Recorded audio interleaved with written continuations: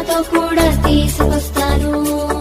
నీ ఫ్రెండ్ ని నీతో కూడా తీసుకొస్తావా?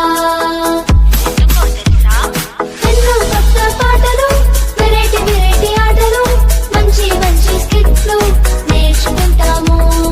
ఎన్నో కొత్త పాటలు, వెరైటీ వెరైటీ ఆటలు, మంచి మంచి స్కిట్లు నేర్చుకుంటాము. బైబిల్లోని దేవుని వాక్యాలు మనసును మార్చే ఎన్నో